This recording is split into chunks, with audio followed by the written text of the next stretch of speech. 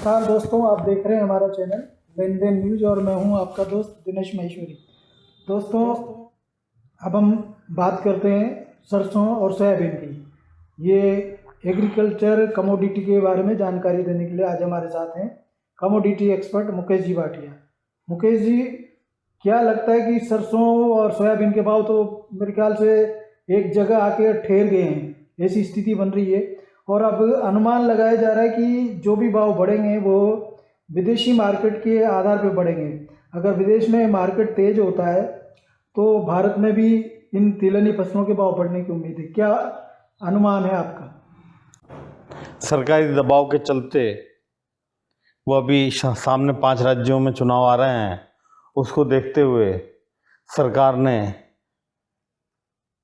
सोया क्या अन्य तिलहन को सबको कंट्रोल में रखने के लिए बहुत सारे फैसले लिए और सरकारी दबाव बहुत ज़्यादा है। तो लगभग जनवरी फरवरी में अंदर एक मिनिमम तेज़ी, जो मैंने वीडियो में कहा है, उतनी तेज़ी आएगी, लेकिन ज़्यादा बड़ी तेज़ी फ़िलहाल नहीं मान के चलनी चाहिए। फरवरी में चुनाव निमट जाए, उसके बाद फिर तेज़ी का आकलन करेंगे। हाँ, अभी तो भाव स्टैंड ही करीब हाँ, 150 रुपये ऊपर नीचे हो रहे हैं। नहीं, 400-500 की तेज़ी दोनों चिंतों में नज़र आ रही है। वो अगले लेकिन इंटरनेशनल मार्केट को देखते हुए तो अपन तो ये कह सकते हैं कि ये चलेगी तेजी मंदी तो इंटरनेशनल मार्केट के आधार पर चलेगी बिल्कुल, फिलहाल तो। बिल्कुल।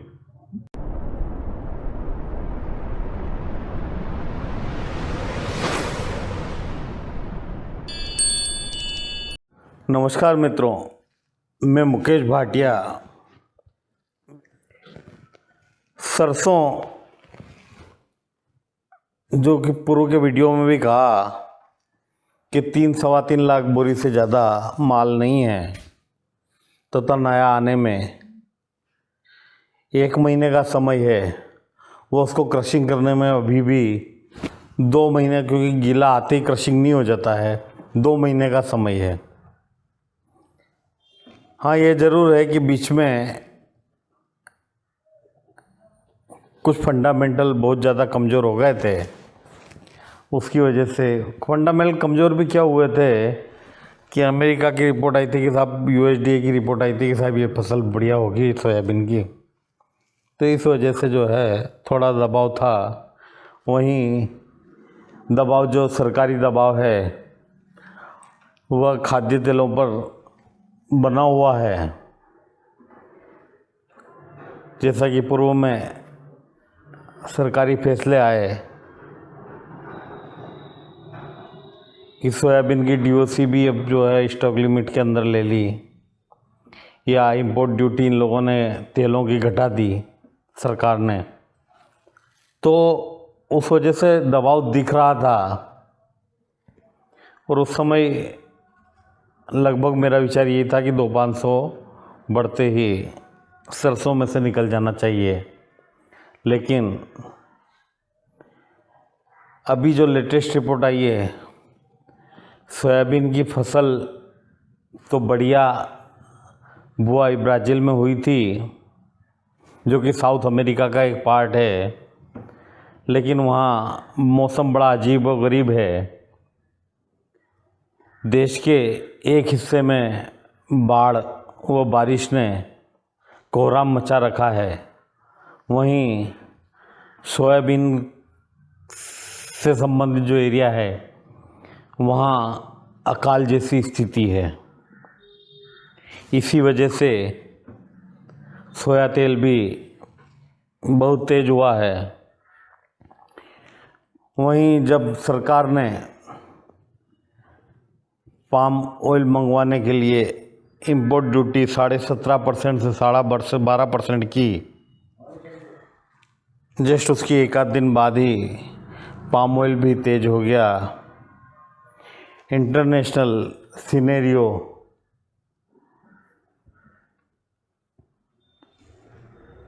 दोनों तेलों में,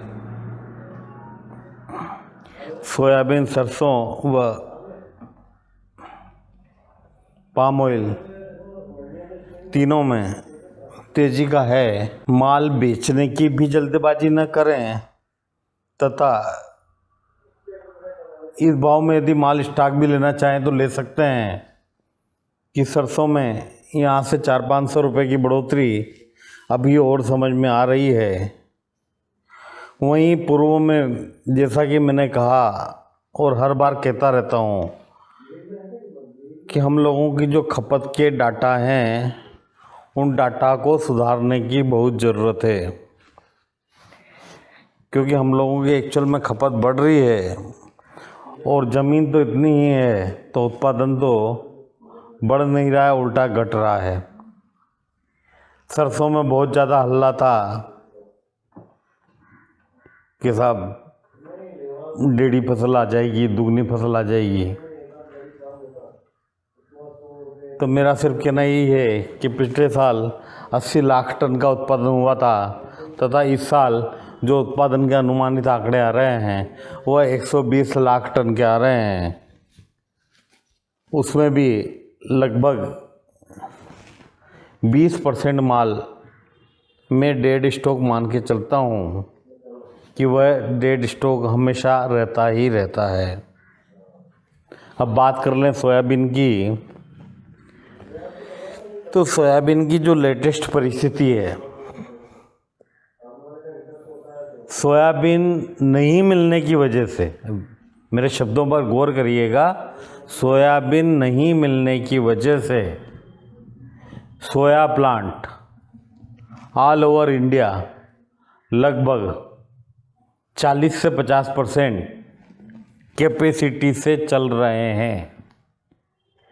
चूँकि सरकारी दबाव बहुत ज़्यादा है इसलिए प्लांट भी भाव बढ़ाने में थोड़े असमंजस में हैं, लेकिन अल्टीमेटली कब तक वो प्लांट कम क्षमता पे चलाएंगे या कब तक प्लांट नहीं चलाएंगे। मित्रों, इस वर्ष किसानों ने बहुत अच्छा फैसला किया, क्योंकि सोयाबीन के सीजन में सोपा के आंकड़ों के अनुसार प्लांट वालों ने भाव ही 45 से 55 रुपए के बीच में नए सोयाबीन के कर दिए थे। वह 1-1.5 महीने नई फसल का दबाव रहा और उस दबाव के कारण उन लोगों ने भी भाव बढ़ाने में कोई दिलचस्पी नहीं दिखाई, तो किसानों ने उन भावों पर बेचना उचित नहीं समझा तथा आज भी कई किसान सोया स्टॉक करके बैठे हुए हैं। हाँ, ये ज़रूर है कि तेज़ी मंदी होते होते सोयाबीन का भाव लगभग 7,000 रुपये आ जाएगा, लेकिन उसके बाद कुछ दिन वहीं रुकेगा। लेकिन जैसा कि मैंने पूर्व में कहा कि हमारी खपत बढ़ रही है और जो सोयाबीन का उत्पादन है वह दिन प्रतिदिन हमें कम नज़र आ रहा है।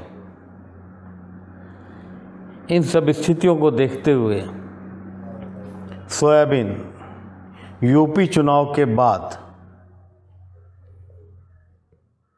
यूपी चुनाव फरवरी में है, मार्च व अप्रैल से धीरे धीरे बाज़ार वापस बढ़ना शुरू होंगे तथा 12,000 रुपये तक मई जून में पहुंचने की स्थिति दिख रही है। धन्यवाद मुकेश जी, आपने बहुत ही अच्छी जानकारी हमारे दर्शकों को दी। दोस्तों, अगर आपको ये वीडियो पसंद आया हो तो लाइक कीजिए, शेयर कीजिए, साथ ही हमारे चैनल लेन देन न्यूज़ को सब्सक्राइब कीजिए।